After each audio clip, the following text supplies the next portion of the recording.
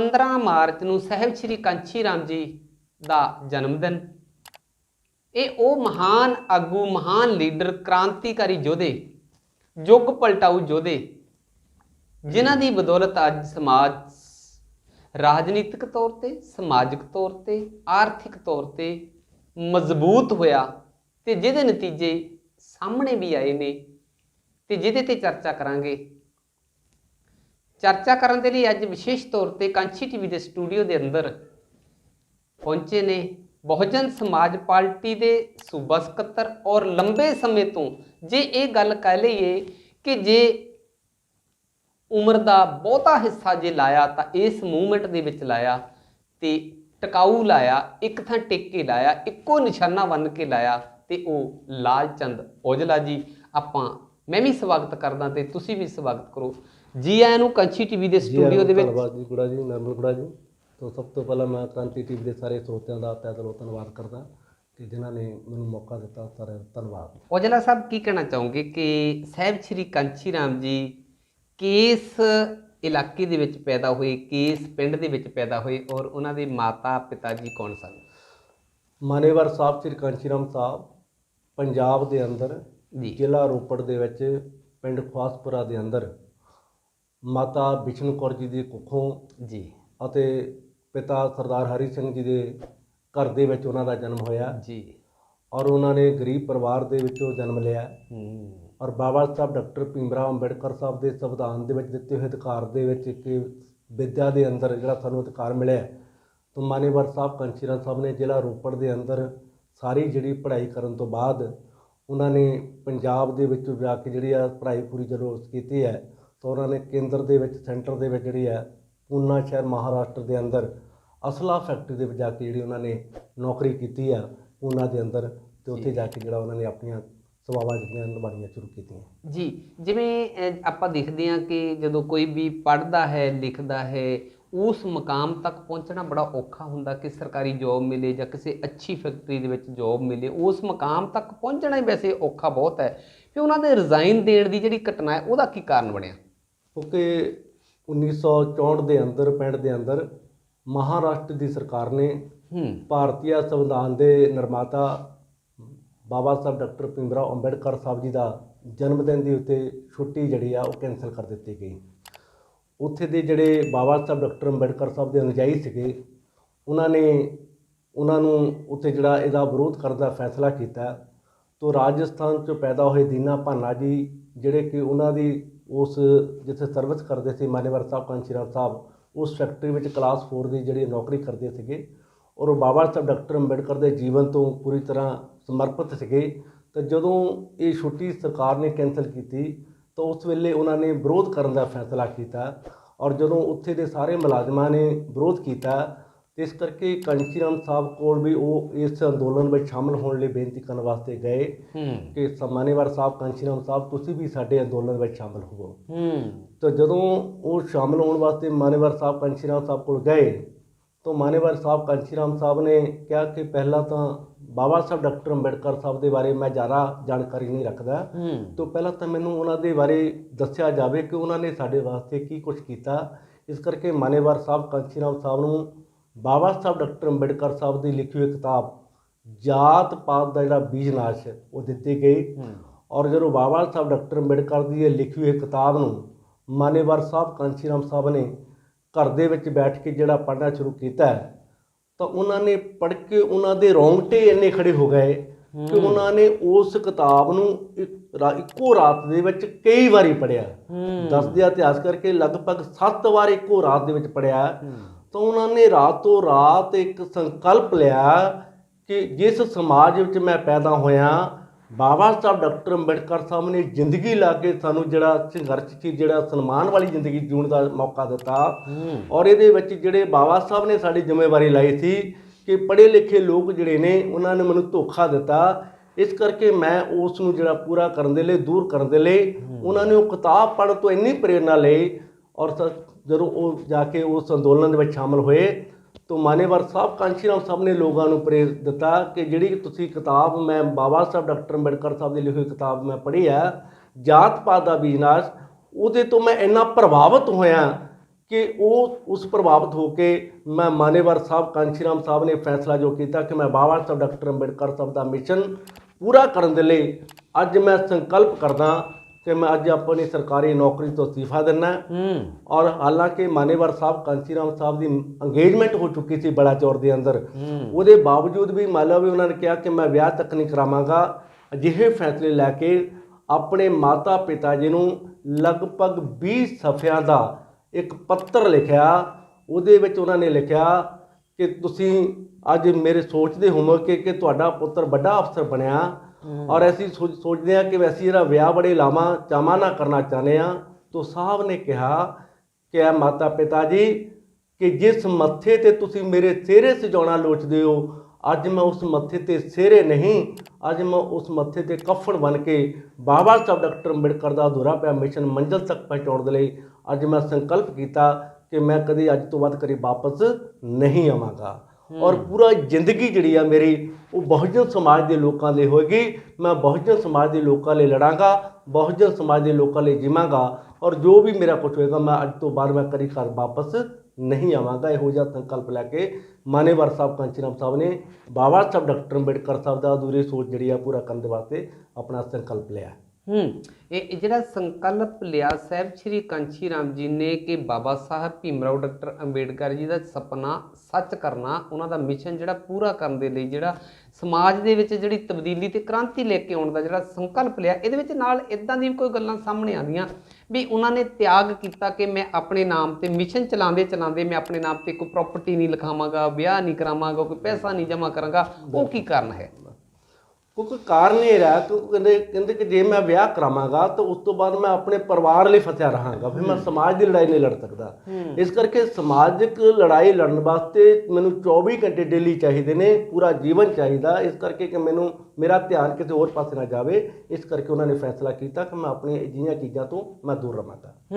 बिल्कुल जी, जे गल कहिए कि अपने आप नू साध लेना, सोध लेना, त्याग देना, ਉਹ ਗੱਲ ਅਤ ਕਥਨੀ ਨਹੀਂ। ਇੱਥੇ ਗੱਲ ਕਹਿਣੀ ਬਣਦੀ ਆ ਕਿ ਆਪਣੇ ਖਾਤੇ ਦੇ ਵਿੱਚ ਪੈਸਾ ਜਿਹੜਾ ਉਹ ਨਹੀਂ ਜਮ੍ਹਾਂ ਕਰਾਂਗਾ, ਆਪਣੇ ਨਾਮ ਤੇ ਪੂੰਜੀ ਨਹੀਂ ਜਮ੍ਹਾਂ ਕਰਾਂਗਾ, ਆਪਣੇ ਜਿਹੜੀ ਮੈਰਿਜ ਨਹੀਂ ਕਰਾਵਾਂਗਾ, ਘਰ ਨਹੀਂ ਵਸਾਵਾਂਗਾ। ਬਹੁਤ ਵੱਡੀ ਗੱਲ, ਅਸਲ ਸਾਦਗੀ ਤੇ ਸਾਧ ਤੇ ਤਿਆਗ ਵਾਲੀ ਮੂਰਤੀ ਜਿਹੜੀ ਉਹ ਕਿਹਾ ਜਾ ਸਕਦਾ ਸਾਹਿਬ ਸ਼੍ਰੀ ਕਾਂਸ਼ੀ ਰਾਮ ਜੀ ਨੂੰ। ਉਹਨਾਂ ਦਾ ਅਸਲ ਮਿਸ਼ਨ ਦੇ ਵਿੱਚ ਉਹਨਾਂ ਨੇ ਸ਼ੁਰੂਆਤ ਕਿਵੇਂ ਕੀਤੀ?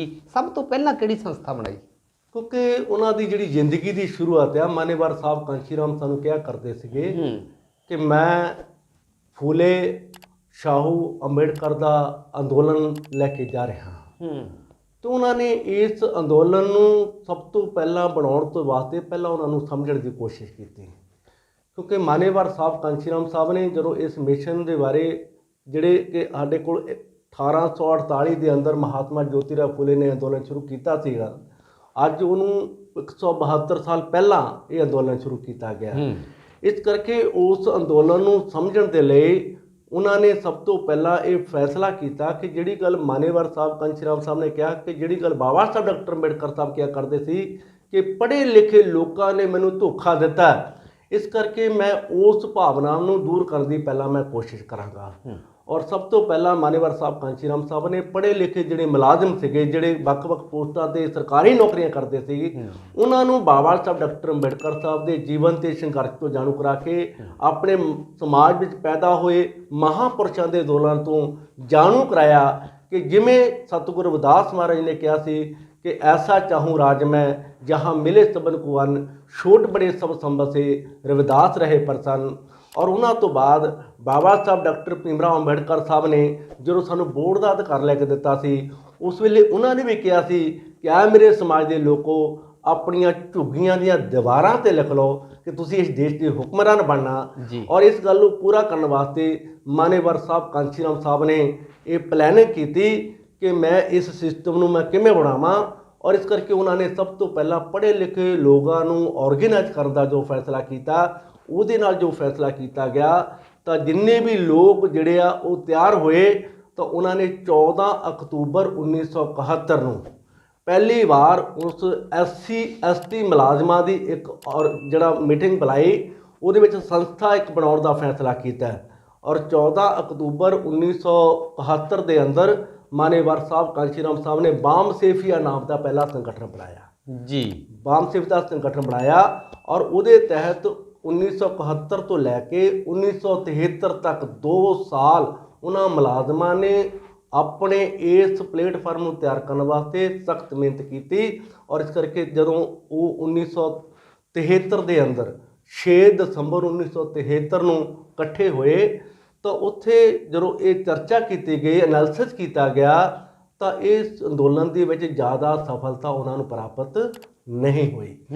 ਇਸ ਕਰਕੇ ਜਦੋਂ ਸਫਲਤਾ ਜ਼ਿਆਦਾ ਪ੍ਰਾਪਤ ਨਹੀਂ ਹੋਈ ਤਾਂ ਉੱਥੇ ਫਿਰ ਉਸ ਮੀਟਿੰਗ ਦੇ ਵਿੱਚ ਮਾਨੇਵਾਰ ਸਾਹਿਬ, ਕਾਂਸ਼ੀ ਰਾਮ ਸਾਹਿਬ ਔਰ ਉਹਨਾਂ ਦੇ ਸਾਥੀਆਂ ਨੇ ਫੈਸਲਾ ਕੀਤਾ ਕਿ ਅਸੀਂ 5 ਸਾਲ 1973 ਦੇ ਵਿੱਚ ਜਿਹੜਾ 6 ਦਸੰਬਰ 1973 ਨੂੰ ਇਹ ਫੈਸਲਾ ਕੀਤਾ, ਅਸੀਂ 5 ਸਾਲ ਲਗਾਤਾਰ ਅਸੀਂ ਸਮਾਜ ਦੇ ਅੰਦੋਲਨ ਨੂੰ ਖੜਾ ਕਰਨ ਵਾਸਤੇ ਰਿਸਰਚ ਕਰਾਂਗੇ ਔਰ ਰਿਸਰਚ ਕਰਨ ਤੋਂ ਬਾਅਦ ਜੋ ਨਤੀਜੇ ਆਵੇਂਗੇ 5 ਸਾਲ ਬਾਅਦ ਅਸੀਂ ਉੱਤੇ ਸਮੀਖਿਆ ਕਰਾਂਗੇ, ਫਿਰ ਅਸੀਂ ਸੰਗਠਨ ਨੂੰ ਜਿਹੜਾ ਅੰਦੋਲਨ ਖੜਾ ਕਿਵੇਂ ਕਰਨਾ ਔਰ ਵਾਮ ਸੇਵਕ ਤਿਆਰ ਕਰਨ ਵਾਸਤੇ ਜਿਹੜਾ ਅਸੀਂ ਉਹਨਾਂ ਨੇ ਪਲਾਨ ਕੀਤੀ ਔਰ 5 ਸਾਲ ਮਾਨੇਵਾਰ ਸਾਹਿਬ, ਕਾਂਸ਼ੀ ਰਾਮ ਸਾਹਿਬ ਔਰ ਉਹਨਾਂ ਦੇ ਜਿਹੜੇ ਸਾਥੀ ਸੀਗੇ ਉਹਨਾਂ ਨੇ ਮਿਲ ਕੇ ਸੰਘਰਸ਼ ਕੀਤਾ ਔਰ ਜਦੋਂ ਸੰਘਰਸ਼ ਕੀਤਾ ਤਾਂ ਲਗਭਗ 6 ਦਸੰਬਰ 1978 ਨੂੰ ਅਗਲਾ ਸੰਮੇਲਨ ਜਿਹੜਾ ਜਦੋਂ ਹੋਇਆ ਤਾਂ ਉਹਦੇ ਵਿੱਚ ਲੱਖਾਂ ਦੀ ਗਿਣਤੀ ਵਿੱਚ ਮੁਲਾਜ਼ਮ ਜਿਹੜੇ ਆ ਉਹਨਾਂ ਨੂੰ ਤਿਆਰ ਕਰਨ ਵਿੱਚ ਸਫਲ ਹੋਏ ਔਰ ਜਦੋਂ ਲੱਖਾਂ ਦੀ ਗਿਣਤੀ ਵਿੱਚ ਮੁਲਾਜ਼ਮ ਤਿਆਰ ਹੋਏ, ਜਿੱਥੇ ਸ਼ਡਿਊਲ ਕਾਸਟ ਮੁਲਾਜ਼ਮ ਤਿਆਰ ਹੋਏ, ਸ਼ਡਿਊਲ ਟਰਾਈਬ ਦੇ ਮੁਲਾਜ਼ਮ ਤਿਆਰ ਹੋਏ, ਉੱਥੇ ਬੈਕਵਰਡ ਕਲਾਸ ਦੇ ਮੁਲਾਜ਼ਮਾਂ ਨੇ ਵੀ ਇਸ ਅੰਦੋਲਨ ਨੂੰ ਪੂਰਾ ਕਰਨ ਵਾਸਤੇ ਇਸ ਅੰਦੋਲਨ ਦਾ ਸਾਥ ਦੇਣ ਦਾ ਫੈਸਲਾ ਕੀਤਾ ਔਰ ਮਾਨੇਵਾਰ ਸਾਹਿਬ, ਕਾਂਸ਼ੀ ਰਾਮ ਸਾਹਿਬ ਨੇ ਪਹਿਲਾ ਅੰਦੋਲਨ 6 ਦਸੰਬਰ 1978 ਨੂੰ ਵਾਮ ਸੇਵਕ ਨਾਂ ਦਾ ਆਰਗੇਨਾਈਜੇਸ਼ਨ ਬਣਾ ਕੇ ਇਸ ਦੇਸ਼ ਦੇ ਅੰਦਰ ਸਮਾਜਿਕ ਪਰਿਵਰਤਨ ਔਰ ਆਰਥਿਕ ਮੁਕਤੀ ਦੇ ਅੰਦੋਲਨ ਨੂੰ ਪੂਰਾ ਕਰਨ ਵਾਸਤੇ ਇਹ ਜਿਹੜਾ ਸੰਗਠਨ ਤਿਆਰ ਕੀਤਾ ਔਰ ਇਸ ਪਲੇਟਫਾਰਮ ਤੋਂ ਉਹਨਾਂ ਨੇ ਆਪਣਾ ਅੰਦੋਲਨ ਅੱਗੇ ਵਧਾਇਆ।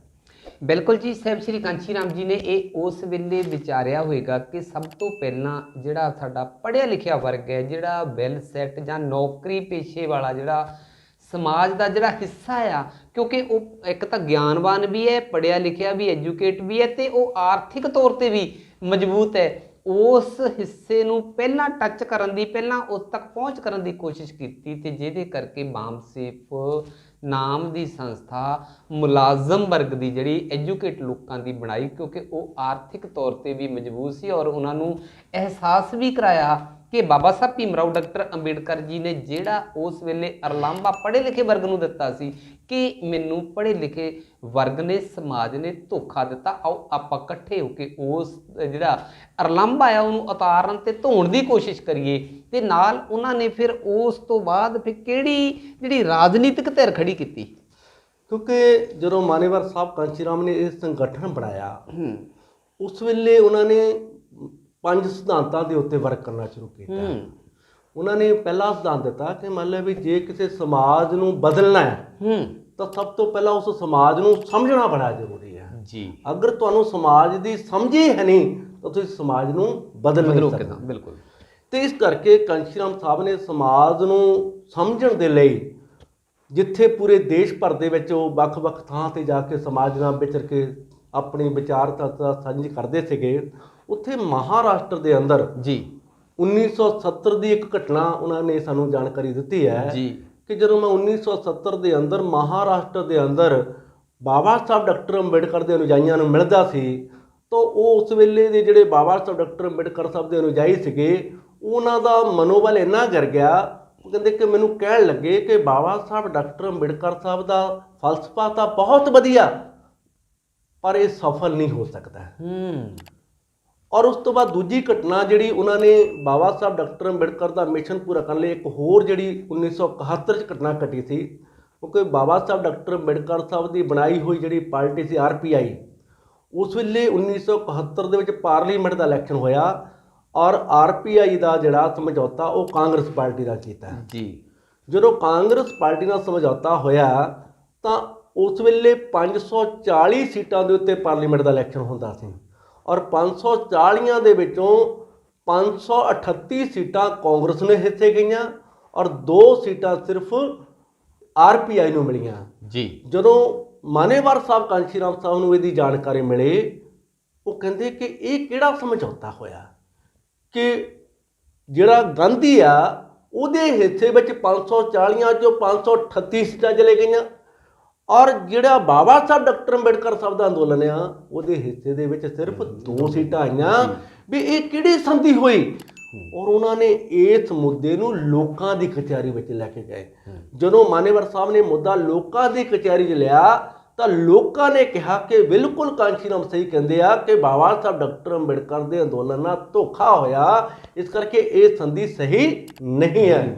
ਇਸ ਕਰਕੇ ਮਾਨੇਵਰ ਸਾਹਿਬ ਕਾਂਸ਼ੀ ਰਾਮ ਸਾਹਿਬ ਦੀ ਜ਼ਿੰਦਗੀ ਦੀ ਜਿਹੜੀ ਸ਼ੁਰੂਆਤ ਆ ਉੱਥੋਂ ਹੋਈ ਔਰ ਉਸ ਤੋਂ ਬਾਅਦ ਕਾਂਸ਼ੀ ਰਾਮ ਸਾਹਿਬ ਨੇ ਇਸ ਚੀਜ਼ ਨੂੰ ਲੈ ਕੇ ਔਰ ਦੂਸਰਾ ਜਿਹੜਾ ਸੰਕਲਪ ਮਾਨੇਵਰ ਸਾਹਿਬ ਕਾਂਸ਼ੀ ਰਾਮ ਸਾਹਿਬ ਨੇ ਬਾਬਾ ਸਾਹਿਬ ਡਾਕਟਰ ਅੰਬੇਡਕਰ ਸਾਹਿਬ ਨੇ ਜਦੋਂ 26 ਜੂਨ 1948 ਦੇ ਅੰਦਰ ਜਿਹੜਾ 5ਵਾਂ ਜਿਹੜਾ ਸ਼ਡਿਊਲ ਕਾਸਟ ਜਿਹੜੀ ਉਹਨਾਂ ਨੇ ਫੈਡਰੇਸ਼ਨ ਬਣਾਈ ਸੀ ਉਹਦਾ 5ਵਾਂ ਅਧਿਵੇਸ਼ਨ ਜਿਹੜਾ ਉੱਤਰ ਪ੍ਰਦੇਸ਼ ਦੇ ਵਿੱਚ ਕੀਤਾ ਤਾਂ ਉਸ ਉੱਤਰ ਪ੍ਰਦੇਸ਼ ਦੇ ਵਿੱਚ ਬਾਬਾ ਸਾਹਿਬ ਡਾਕਟਰ ਭੀਮ ਰਾਓ ਅੰਬੇਡਕਰ ਸਾਹਿਬ ਜੀ ਨੇ ਉੱਥੇ ਦੇ ਇਕੱਠੇ ਹੋਏ ਲੋਕਾਂ ਦੇ ਅੰਦਰ ਇੱਕ ਪੱਖ ਰੱਖਿਆ ਕਿ ਜੇ ਤੁਸੀਂ ਭਾਰਤ ਦੇ ਬਹੁਜਨਾਂ ਦੇ ਲਈ, ਜੇ ਤੁਸੀਂ ਭਾਰਤ ਦੇ ਮੂਲ ਵਾਸੀ ਲੋਕਾਂ ਦੇ ਸਾਰੀਆਂ ਆਰਥਿਕ ਤੇ ਸਮਾਜਿਕ ਪਰਿਵਰਤਨ ਕਰਨਾ ਚਾਹੁੰਦੇ ਆ ਤਾਂ ਤੁਹਾਨੂੰ ਜਿਹੜੀ ਆ ਪੋਲੀਟੀਕਲ ਪਾਵਰ ਜਿਹੜੀ ਆ ਪੋਲੀਟੀਕਲ ਜਿਹੜੀ ਸੱਤਾ ਆ ਉਹ ਤੁਹਾਨੂੰ ਆਪਣੇ ਹੱਥਾਂ ਵਿੱਚ ਲੈਣੀ ਪਏਗੀ। ਇਸ ਕਰਕੇ ਮਾਨੇਵਰ ਸਾਹਿਬ ਕਾਂਸ਼ੀ ਰਾਮ ਸਾਹਿਬ ਨੇ ਉਸ ਸੰਕਲਪ ਨੂੰ ਸਮਝਿਆ ਕਿ ਬਾਬਾ ਸਾਹਿਬ ਨੇ ਜਿਹੜੀ ਗੱਲ ਕਹੀ ਹੈ ਕਿ ਪੋਲੀਟੀਕਲ ਪਾਵਰ ਜਿਹੜੀ ਆ, ਜਿਹੜੀ ਰਾਜਨੀਤਿਕ ਸੱਤਾ, ਉਹਦੀ ਜੇ ਚਾਬੀ ਇਸ ਭਾਰਤ ਦੇ ਮੂਲ ਵਾਸੀ ਲੋਕਾਂ ਦੇ ਹੱਥ ਵਿੱਚ ਆ ਜਾਵੇ ਤਾਂ ਉਹ ਆਪਣੀ ਕਿਸਮਤ ਨੂੰ ਖੁਦ ਬਦਲ ਸਕਦੇ ਆ। ਇਸ ਕਰਕੇ ਮਾਨੇਵਰ ਸਾਹਿਬ ਨੇ ਉਸ ਚੀਜ਼ ਦੀ ਪ੍ਰਾਪਤੀ ਕਰਨ ਵਾਸਤੇ ਆਪਣਾ ਜਿਹੜਾ ਇਹ ਸੰਗਠਨ ਬਾਮ ਸੇਵ ਦਾ ਤਿਆਰ ਕੀਤਾ ਸੀ ਔਰ ਉਹਨਾਂ ਨੇ ਅੱਗੇ ਜਾ ਕੇ 1981 ਤੱਕ ਜਦੋਂ ਇਸ ਸੰਗਠਨ ਵਿੱਚ ਲੋਕਾਂ ਵਿੱਚ ਲੈ ਕੇ ਗਏ ਤਾਂ ਉਹਨਾਂ ਨੇ ਕਿਹਾ ਕਿ ਅਸੀਂ ਸੱਤਾ ਤੇ ਪਹੁੰਚਣ ਲਈ ਸਾਨੂੰ ਸਮਾਜਿਕ ਸੰਗਠਨ ਚਾਹੀਦਾ, ਕਿਉਂਕਿ ਕਹਿੰਦੇ ਕਿ ਸੱਤਾ ਜਿਹੜੀ ਆ ਉਹ ਸੰਘਰਸ਼ ਤੋਂ ਨਿਕਲਦੀ ਆ, ਠੀਕ ਹੈ ਨਾ। ਇਸ ਕਰਕੇ ਜਿਹੜੀ ਸੰਘਰਸ਼ ਤੋਂ ਬਗੈਰ ਅਸੀਂ ਜਿਹੜਾ ਉਹ ਸੱਤਾ ਪ੍ਰਾਪਤ ਨਹੀਂ ਕਰ ਸਕਦੇ। ਇਸ ਕਰਕੇ ਉਸ ਸੰਘਰਸ਼ ਦੀ ਰੂਪਰੇਖਾ ਤਿਆਰ ਕਰ ਲਈ ਮਾਨੇਵਰ ਸਾਹਿਬ ਕਾਂਸ਼ੀ ਰਾਮ ਸਾਹਿਬ ਨੇ 6 ਦਸੰਬਰ 1981 ਨੂੰ ਇੱਕ ਨਵਾਂ ਸਮਾਜਿਕ ਸੰਗਠਨ ਤਿਆਰ ਕੀਤਾ ਜਿਹਦਾ ਨਾਮ ਰੱਖਿਆ DS4 ਦਲਿਤ ਸ਼ੋਸ਼ਲ ਸਮਾਜ ਸੰਘਰਸ਼ ਸਮਿਤੀ। ਇਸ ਨਾਂ ਦੇ ਉੱਤੇ ਕਾਂਸ਼ੀ ਰਾਮ ਸਾਹਿਬ ਨੇ ਸਮਾਜ ਦੇ ਮੁੱਦਿਆਂ ਨੂੰ ਲੈ ਕੇ ਲੋਕਾਂ ਵਿੱਚ ਸੰਘਰਸ਼ ਕਰਨ ਦਾ ਫੈਸਲਾ ਕੀਤਾ।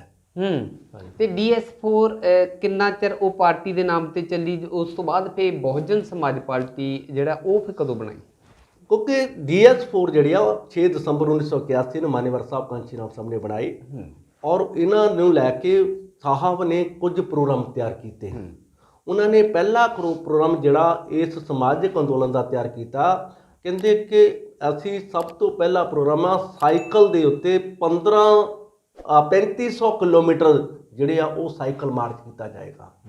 ਔਰ ਸਾਹਿਬ ਕਹਿੰਦੇ ਕਿ ਮੇਰੀ ਉਮਰ ਅੱਜ 50 ਸਾਲ ਦੀ ਆ ਔਰ ਮੈਂ 3500 ਕਿਲੋਮੀਟਰ ਜਿਹੜਾ ਉਹ ਸਫ਼ਰ ਸਾਈਕਲ ਤੇ ਕਰਾਂਗਾ, ਕਿਆ ਤੁਸੀਂ ਨੌਜਵਾਨ ਲੋਕ ਜਿਹੜੇ 20 ਕਿਲੋਮੀਟਰ ਦਾ ਸਫ਼ਰ ਨਹੀਂ ਤਿਆਰ ਕਰ ਸਕਦੇ?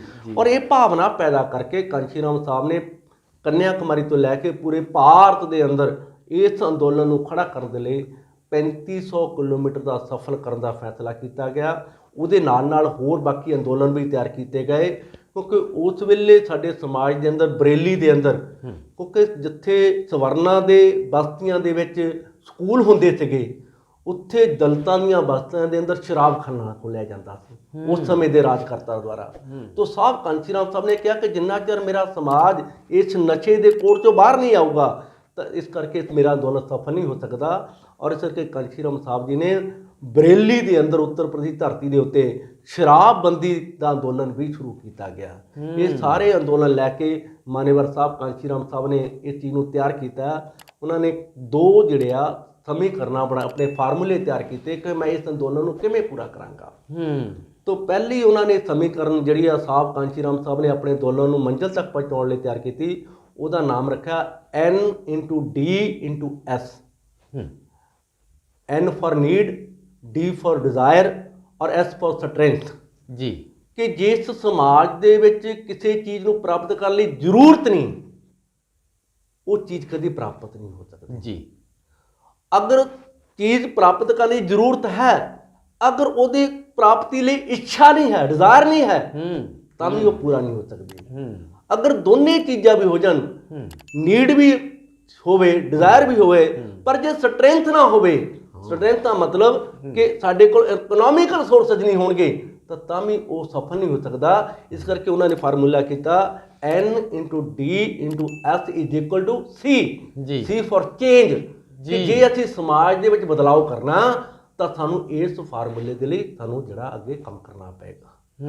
ਦੂਸਰਾ ਇੱਕ ਉਹਨਾਂ ਨੇ ਕਿਹਾ ਕਿ ਇਹ ਫਿਰ ਕਿੱਦਾਂ ਅੱਗੇ ਅਸੀਂ ਇਹਨੂੰ ਤੋਰਾਂਗੇ।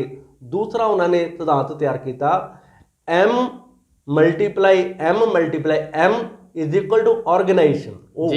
ਜੀ M ਦਾ ਮਤਲਬ ਹੈ ਮੈਨ, ਦੂਜੀ M ਦਾ ਮਤਲਬ ਹੈ ਮਾइंड, ਤੀਸਰੀ M ਦਾ ਮਤਲਬ ਹੈ ਮਨੀ।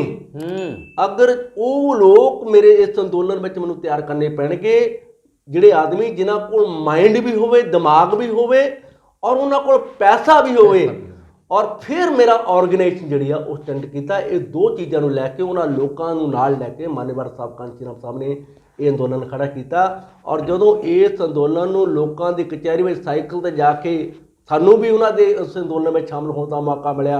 ਅਸੀਂ ਵੀ ਸਾਈਕਲ 'ਤੇ ਚੜ੍ਹ ਕੇ ਗਲੀਆਂ ਵਿੱਚ ਜਾ ਕੇ ਜੋ ਮਾਨੇਵਾਲ ਸਾਹਿਬ ਨੇ ਨਾਅਰੇ ਦਿੱਤੇ ਤੇ ਉਹਦੇ ਵਾਸਤੇ ਦਿੱਤਾ, ਕਿਉਂਕਿ ਉਹਨਾਂ ਨੇ DS4 ਨੂੰ ਕੰਸੈਪਟ ਕਲੀਅਰ ਕਰਨ ਵਾਸਤੇ ਇੱਕ ਉਹਨਾਂ ਨੇ ਨਾਅਰਾ ਦਿੱਤਾ ਸੀ ਕਿ ਬ੍ਰਾਹਮਣ ਠਾਕਰ ਬਣੀਆਂ ਛੋੜ ਬਾਕੀ ਸਾਰੇ DS4। ਇਹ ਜਿਹੜਾ ਸੰਕਲਪ ਹੈ ਲੋਕਾਂ ਵਿੱਚ ਆਪਣੀ ਜਿਹੜਾ ਗੱਲ ਸਿਧਾਂਤਕ ਤੌਰ ਦੇ ਉੱਤੇ ਔਰ ਜਿਹੜੇ ਸੰਵਿਧਾਨਕ ਤੌਰ ਤੇ ਉਹਨਾਂ ਨੇ ਕਲੀਅਰ ਕੀਤੀ ਕਿ ਮੇਰਾ ਅੰਦੋਲਨ ਜਿਹੜਾ ਇਸ ਪੱਧਰ ਦਾ ਅੰਦੋਲਨ ਹੈ। ਔਰ ਉਹ ਅੰਦੋਲਨ ਨੂੰ ਲੈ ਕੇ ਦੇਸ਼ ਦੇ ਵਿੱਚ ਉਹਨਾਂ ਨੇ ਆਪਣੇ ਅੰਦੋਲਨ ਨੂੰ ਵਧਾਇਆ। ਔਰ ਜਦੋਂ ਇਹ ਅੰਦੋਲਨ ਜਿਹੜਾ 1981 ਤੋਂ ਬਣਿਆ ਹੋਇਆ ਅੰਦੋਲਨ 1984 ਤੱਕ ਪਹੁੰਚਿਆ ਤਾਂ ਉਸ ਵੇਲੇ ਮਾਨੇਵਾਲ ਸਾਹਿਬ ਨੂੰ ਇਹ ਮਹਿਸੂਸ ਹੋਇਆ ਕਿ ਅੱਜ ਮੇਰਾ ਸਮਾਜ ਸੱਤਾ ਦੀ ਪ੍ਰਾਪਤੀ ਕਰਨ ਵਾਸਤੇ ਤਿਆਰ ਹੋ ਗਿਆ। ਇਸ ਕਰਕੇ ਮੈਨੂੰ ਪੋਲੀਟੀਕਲ ਮੰਚ ਬਣਾਉਣ ਦੀ ਜ਼ਰੂਰਤ ਹੈ। तो मानेवाल साहब कांची राम ने 14 अप्रैल 1984 के अंदर बहुजन समाज पार्टी नां दा जिहड़ा राजनीतिक प्लेटफॉर्म बना के लोगों को राजनीतिक सत्ता की प्राप्ति करने वास्ते ये संगठन तैयार किया गया। बिल्कुल जिहड़ा 1984 ਦੇ ਵਿੱਚ बहुजन समाज पार्टी ਜਿਹੜਾ ਸੰਗਠਨ ਰਾਜਨੀਤਿਕ ਤਿਆਰ ਕੀਤਾ ਉਹਦੇ ਫਿਰ ਨਤੀਜੇ ਕਿੱਦਾਂ ਦੇ ਅੱਗੇ ਚੱਲ ਕੇ ਜਿਵੇਂ ਉਹਨਾਂ ਨੇ ਬੜੀ ਜੱਦੋਜਹਿਦ ਕੀਤੀ, ਮਿਹਨਤ ਕੀਤੀ, ਜਿਵੇਂ ਤੁਸੀਂ ਦੱਸਿਆ ਕਿ ਸਾਈਕਲ ਤੇ ਵੀ ਘਰ ਗਏ ਆ, ਉਹਦੇ ਫਿਰ ਕਿੱਦਾਂ ਦੇ ਨਤੀਜੇ ਸਾਹਮਣੇ ਆਏ? ਕਿਉਂਕਿ ਮਾਨੇਵਾਲ ਸਾਹਿਬ, ਕਾਂਚੀ ਰਾਮ ਸਾਹਿਬ ਨੇ ਆਪਣਾ ਅੰਦੋਲਨ ਵਿਗਿਆਨਕ ਮੁੱਦਿਆਂ ਦੇ ਉੱਤੇ ਸਟੈਂਡ ਕੀਤਾ, ਸੰਵਿਧਾਨਕ ਦੇ ਤੌਰ ਦੇ ਉੱਤੇ ਸਟੈਂਡ ਕੀਤਾ। ਉਹਨਾਂ ਨੇ ਨਾਅਰੇ ਦਿੱਤੇ ਕਿ ਜਦੋਂ ਉਹਨਾਂ ਨੇ ਆਪਣਾ ਸੰਗਠਨ ਤਿਆਰ ਕੀਤਾ कि वोट हमारा राज तुम्हारा नहीं चलेगा। दूसरा उन्होंने नारा दिता कि जिन्ना की संख्या भारी उन्नी उन्होंने हिस्सेदारी। जिहड़ा मेरा इस राजनीतिक साडा संगठन होएगा ਉਹਦੇ ਵਿੱਚ ਮੇਰਾ ਇਹ ਪ੍ਰੋਗਰਾਮ ਹੈ ਕਿ ਜਿਨ੍ਹਾਂ ਦੀ ਸੰਖਿਆ ਭਾਰੀ ਉਹਨਾਂ ਨੂੰ ਬਰਾਬਰ ਦੀ ਹਿੱਸੇਦਾਰੀ ਦੇਣਾ ਹੈ। ਔਰ ਜੋ ਸੋਸ਼ਲ ਚੇਂਜ ਜਿਹੜੀ ਹੈ, ਸਮਾਜਿਕ ਪਰਿਵਰਤਨ ਔਰ ਆਰਥਿਕ ਮੁਕਤੀ ਦੇ ਦੋਨੋਂ ਨੂੰ ਲੈ ਕੇ ਮਾਨੇਵਾਲ ਸਾਹਿਬ, ਕਾਂਚੀ ਰਾਮ ਸਾਹਿਬ ਨੇ ਆਪਣੀਆਂ ਇਲੈਕਸ਼ਨਾਂ ਲੜੀਆਂ। ਔਰ ਉਹਨਾਂ ਨੇ ਪਹਿਲਾ ਇਲੈਕਸ਼ਨ 1985 'ਚ ਲੜਿਆ। ਉਹਨਾਂ ਨੇ ਕਿਹਾ ਕਿ ਮੇਰਾ ਪਹਿਲਾ ਇਲੈਕਸ਼ਨ ਅਸੀਂ ਹਾਰਨ ਵਾਸਤੇ ਲੜਾਂਗੇ, ਦੂਸਰਾ ਇਲੈਕਸ਼ਨ ਅਸੀਂ ਹਰਾਉਣ ਵਾਸਤੇ ਲੜਾਂਗੇ ਤੇ ਤੀਸਰਾ ਇਲੈਕਸ਼ਨ ਅਸੀਂ ਜਿੱਤਣ ਵਾਸਤੇ ਲੜਾਂਗੇ। ਇਹ ਸੰਕਲਪ ਲੈ ਕੇ ਮਾਨੇਵਾਲ ਸਾਹਿਬ, ਕਾਂਚੀ ਰਾਮ ਸਾਹਿਬ ਨੇ ਵੱਖ-ਵੱਖ ਸਟੇਟਾਂ ਦੇ ਵਿੱਚ ਰਾਜਨੀਤਿਕ ਸੱਤਾ ਪ੍ਰਾਪਤੀ ਕਰਨ ਵਾਸਤੇ ਸੰਘਰਸ਼ ਕੀਤੇ। ਪਰ ਸਭ ਤੋਂ ਪਹਿਲਾਂ ਉਹਨਾਂ ਨੂੰ ਮਹਿਸੂਸ ਹੋਇਆ ਕਿ ਮੈਂ ਉੱਤਰ ਪ੍ਰਦੇਸ਼ ਦੇ ਅੰਦਰ ਆਪਣਾ ਇਹ ਜਿਹੜੀ ਚੀਜ਼ ਹੈ ਮੈਂ ਰਾਜ ਸੱਤਾ ਪ੍ਰਾਪਤ ਜਲਦੀ ਕਰ ਸਕਦਾ। ਇਸ ਕਰਕੇ ਜ਼ਿਆਦਾ ਸਮਾਂ ਮਾਨੇਵਾਲ ਸਾਹਿਬ, ਕਾਂਚੀ ਰਾਮ ਸਾਹਿਬ ਨੇ ਉੱਤਰ ਪ੍ਰਦੇਸ਼ ਦੀ ਧਰਤੀ ਦੇ ਉੱਤੇ ਲਗਾਇਆ। ਔਰ 1984 'ਚ ਬਣੀ ਹੋਈ ਰਾਜਨੀਤਿਕ ਪਾਰਟੀ ਨੇ ਇਸ ਤਰੀਕੇ ਦੇ ਰਿਜ਼ਲਟ ਦਿੱਤੇ ਕਿ 1995 ਦੇ ਅੰਦਰ 1993 ਦੇ ਅੰਦਰ ਪਹਿਲਾਂ ਮੁਲਾਇਮ ਸਿੰਘ ਦੀ ਪਾਰਟੀ ਨਾਲ ਸਮਝੌਤਾ ਕੀਤਾ ਔਰ ਉਹਦੇ ਨਾਲ ਸਾਂਝੀ ਗੱਠਜੋੜ ਦੀ ਸਰਕਾਰ ਬਣੀ। ਔਰ ਕੁਝ ਕਾਰਨਾਂ ਕਰਕੇ ਜਿਹੜੀ ਆ ਉਹ 1995 ਦੇ ਵਿੱਚ ਉਹ ਸਰਕਾਰ ਟੁੱਟ ਗਈ। ਔਰ ਟੁੱਟਣ ਤੋਂ ਬਾਅਦ ਮਾਨੇਵਾਲ ਸਾਹਿਬ, ਕਾਂਚੀ ਰਾਮ ਸਾਹਿਬ ਜੀ ਨੇ 1995 3 ਜੂਨ 1995 ਨੂੰ ਆਪਣੀ ਜਿਹੜੀ ਆ ਮੁੱਖ ਮੰਤਰੀ, ਆਪਣੇ ਉੱਤਰਾਧਿਕਾਰੀ ਭੈਣ ਕੁਮਾਰੀ ਮਾਇਆਵਤੀ ਜੀ ਨੂੰ ਉੱਤਰ ਪ੍ਰਦੇਸ਼ ਦਾ ਮੁੱਖ ਮੰਤਰੀ ਬਣਾ ਕੇ ਜਿਹੜਾ ਏਜੰਡਾ ਲੋਕਾਂ ਨੂੰ ਦਿੱਤਾ ਸੀ ਸਮਾਜਿਕ ਪਰਿਵਰਤਨ ਔਰ ਆਰਥਿਕ ਮੁਕਤੀ ਦੇ ਉੱਤੇ ਆਪਣਾ ਜਿਹੜਾ ਕੰਮ ਕਰਨਾ ਸ਼ੁਰੂ ਕੀਤਾ। ਬਿਲਕੁਲ ਜੀ। ਇਹ ਜੇ ਅੱਜ ਦੇ ਦਿਨ ਦੇ ਉੱਤੇ ਗੱਲ ਕਰੀਏ, ਪੰਜਾਬ ਦੇ ਵਿੱਚ ਜਿਹੜੀਆਂ ਇਲੈਕਸ਼ਨਾਂ ਲੰਘ ਕੇ ਗਈਆਂ ਉਹਦੇ ਵਿੱਚ ਬਾਕੀ ਪਾਰਟੀਆਂ ਨੂੰ ਲੋੜ ਬਣੀ ਕਿ ਬਹੁਜਨ ਸਮਾਜ ਅੱਜ ਜਾਗਰੂਕ ਹੈ, ਰਾਜਨੀਤਿਕ ਤੌਰ ਤੇ ਤਿਆਰ ਹੈ। ਉਹ ਤਿਆਰ ਜਿਹੜੇ ਅੱਜ ਨਤੀਜੇ ਅਸੀਂ ਦੇਖਦੇ ਹਾਂ, ਪਰ ਉਹਦੇ ਪਿੱਛੇ ਜਿਹੜੀ ਮਿਹਨਤ ਹੈ ਉਹ ਸਾਹਿਬ ਸ਼੍ਰੀ ਕਾਂਚੀ ਰਾਮ ਜੀ ਦੀ ਹੈ। ਉਹਨਾਂ ਨੇ ਸਮਾਜ ਨੂੰ ਇਸ ਤਰੀਕੇ ਨਾਲ ਆਰਥਿਕ ਤੌਰ ਤੇ, ਸਮਾਜਿਕ ਤੌਰ ਤੇ, ਧਾਰਮਿਕ ਤੌਰ ਤੇ ਤਿਆਰ ਇਸ ਤਰੀਕੇ ਦੇ ਨਾਲ ਕੀਤਾ ਕਿ ਅੱਜ ਬਾਕੀ ਧਿਰਾਂ ਨੂੰ ਮਹਿਸੂਸ ਹੋ ਰਿਹਾ ਕਿ ਇਹਨਾਂ ਤੋਂ ਬਗੈਰ ਸਾਡਾ ਗੁਜ਼ਾਰਾ ਨਹੀਂ। ਇਸ ਕਰਕੇ ਇਹ ਵੱਖ-ਵੱਖ ਪਾਰਟੀਆਂ ਦੇ ਵੱਲੋਂ ਕਿਸੇ ਵੱਲੋਂ ਅਨਾਉਂਸ ਕੀਤਾ ਜਾ ਰਿਹਾ ਕਿ ਡਿਪਟੀ ਮੁੱਖ ਮੰਤਰੀ ਬਣਾਵਾਂਗੇ, ਮੁੱਖ ਮੰਤਰੀ ਬਣਾਵਾਂਗੇ, ਕਿਸੇ ਵੱਲੋਂ ਬਣਾ ਵੀ ਦਿੱਤਾ ਜਾ ਰਿਹਾ। ਨਹੀਂ ਤੇ ਜੇ ਅੱਜ ਤੋਂ ਗੱਲ ਜ਼ਿਕਰ ਆਪਾਂ ਕਰ ਲਈਏ 20 ਸਾਲ ਪਹਿਲਾਂ, 25 ਸਾਲ ਪਹਿਲਾਂ, ਤੇ ਕੌਣ ਸਾਨੂੰ ਪੁੱਛਦਾ ਸੀ? ਇਹ ਸਾਰਾ ਸਿੱਟਾ ਜਿਹੜਾ ਸਿਹਰਾ ਜਿਹੜਾ ਆ ਉਹ ਸਾਹਿਬ ਸ਼੍ਰੀ ਕਾਂਚੀ ਰਾਮ ਜੀ ਨੂੰ ਹੀ ਜਾਂਦਾ ਹੈ। ਤੁਸੀਂ ਕਿਹਾ ਕਿ ਬਹੁਜਨ ਸਮਾਜ ਪਾਰਟੀ ਦਾ ਜਿਹੜਾ ਸਾਹਿਬ ਸ਼੍ਰੀ ਕਾਂਚੀ ਰਾਮ ਜੀ ਨੇ ਚੋਣ ਕੀਤੀ ਉੱਤਰ ਪ੍ਰਦੇਸ਼ ਦੀ, ਬਾਕੀ ਸੂਬਿਆਂ ਦੇ ਵਿੱਚ ਉਹਨਾਂ ਨੇ ਕਿਉਂ ਨਹੀਂ ਕੀਤੀ ਸੀ? ਕੀ ਉਹਨਾਂ ਦੇ ਮਾਈਂਡ ਦੇ ਵਿੱਚ ਸੀ? ਬਾਕੀ ਸੂਬਿਆਂ ਵਿੱਚ ਵੀ ਪੈਰਲਲ ਚੱਲਦੀ ਰਹੀ ਆ, ਇਹਨਾਂ ਨੇ ਗੱਲੇ ਮੱਲੇ ਨੇ ਕੀਤਾ। ਉਹਨਾਂ ਨੇ ਹਰ ਸਟੇਟ ਦੇ ਅੰਦਰ, ਠੀਕ ਹੈ, ਉੜੀਸਾ ਵਰਗੀਆਂ ਸਟੇਟਾਂ ਜੀ ਜਿੱਥੇ ਸਾਡੇ ਅੱਜ ਦੀ ਡੇਟ ਦੇ ਵਿੱਚ ਵੀ ਸਾਡੇ ਲੋਕ ਦੂਜੇ ਜਿਹੜੇ ਉੱਚ ਜਾਤੀ ਦੇ ਲੋਕਾਂ ਦੇ ਖਾਦੇ ਹੋਏ ਜਿਹੜੇ ਭਾਂਡੇ ਹੁੰਦੇ ਆ ਉਹਨਾਂ ਨੂੰ ਚੱਟ ਕੇ ਅੱਜ ਵੀ ਗੁਜ਼ਾਰਾ ਕਰਦੇ ਆ। ਕਾਂਚੀ ਰਾਮ ਸਾਹਿਬ ਨੇ ਤਾਂ ਉਹਨਾਂ ਵਿੱਚ ਵੀ ਜਜ਼ਬਾ ਪੈਦਾ ਕਰ ਦਿੱਤਾ ਗਿਆ। ਔਰ ਜਦੋਂ ਉੱਥੇ ਕਾਂਚੀ ਰਾਮ ਸਾਹਿਬ ਸੰਘਰਸ਼ ਕਰਦੇ ਸੀ ਤਾਂ ਲੋਕ ਨਾਅਰੇ ਲਾਉਂਦੇ ਆਉਂਦੇ ਸੀ, ਸਾਹਿਬ ਕਾਂਚੀ ਰਾਮ ਜੀ ਸੰਘਰਸ਼ ਕਰੋ, ਹਮ ਤੁਮਾਰੇ ਸਾਥ ਹੈ।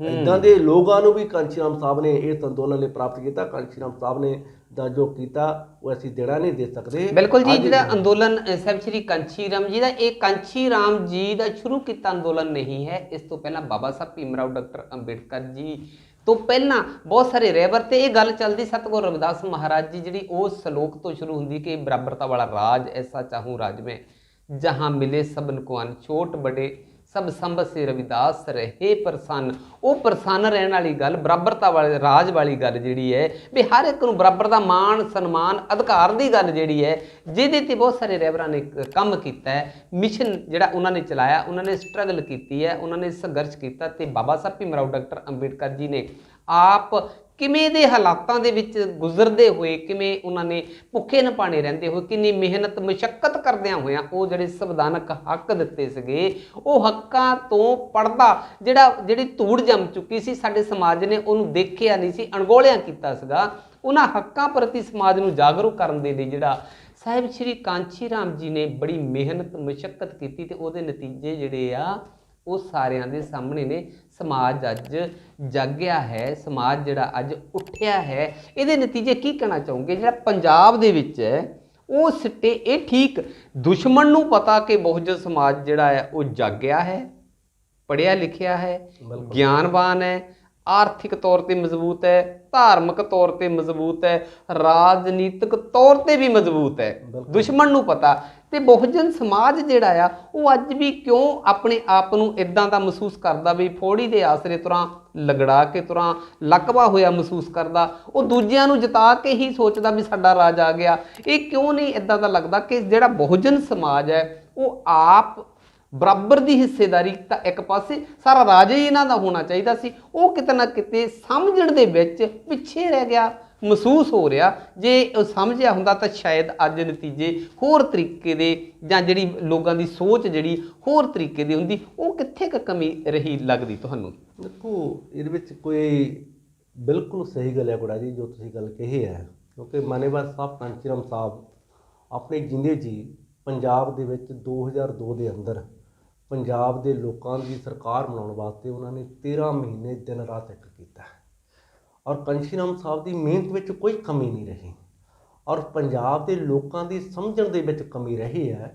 ਔਰ ਇਹ ਜਿਹੜੀ ਕਿ ਅਸੀਂ ਇਸ ਚੀਜ਼ ਨੂੰ ਮਹਿਸੂਸ ਕਰਦੇ ਹਾਂ ਕਿ ਕਾਂਚੀ ਰਾਮ ਸਾਹਿਬ 13 ਮਹੀਨੇ ਲਗਾਤਾਰ ਇੰਨੀ ਸਖਤ ਮਿਹਨਤ ਕੀਤੀ ਕਿ 24 ਘੰਟਿਆਂ ਦੇ ਵਿੱਚ 18 ਘੰਟੇ ਉਹਨਾਂ ਨੇ ਇਸ ਏਜ ਦੇ ਵਿੱਚ ਵੀ ਲਗਾਤਾਰ ਸੰਘਰਸ਼ ਕਰਦੇ ਰਹੇ। ਔਰ ਕੋਈ ਕਿਸੇ ਦਾ ਕੋਈ ਉਹਨਾਂ ਨੇ ਘਰ ਨਹੀਂ ਛੱਡਿਆ, ਕੋਈ ਉਹਨਾਂ ਨੇ ਸਾਡਾ ਜਿਹੜਾ ਕੋਈ ਸੰਤਾਂ ਦਾ ਡੇਰਾ ਆ ਉਹ ਨਹੀਂ ਛੱਡਿਆ। ਹਰ ਚੀਜ਼ ਨੂੰ ਉਹਨਾਂ ਨੇ ਮਤਲਬ ਪਹੁੰਚ ਕੀਤੀ। ਅਗਰ ਉਹਨਾਂ ਨੂੰ ਸ਼ੂਗਰ ਦੀ ਪ੍ਰੋਬਲਮ ਸੀਗੀ, ਜੇ ਕਿਸੇ ਨੇ ਘਰ ਦੇ ਵਿੱਚ ਪਹੁੰਚਣ ਤੋਂ ਬਾਅਦ ਕਿਸੇ ਨੇ ਖੀਰ ਦਿੱਤੀ ਤਾਂ ਉਹਨਾਂ ਨੇ ਖੀਰ ਵੀ ਖਾ ਲਈ। ਉਹਨਾਂ ਦਾ ਚਾਹਤ ਸੀ ਮੇਰਾ ਸਮਾਜ ਪੰਜਾਬ ਦੇ ਸੱਤਾ ਦਾ ਮਾਲਕ ਬਣੇ, ਪਰ ਅਸੀਂ ਲੋਕ ਉਹਨਾਂ ਦੀ ਇੱਛਾ ਨੂੰ ਪੂਰਾ ਕਰਨ ਵਿੱਚ ਸਫਲ ਜ਼ਰੂਰ ਰਹੇ ਹਾਂ।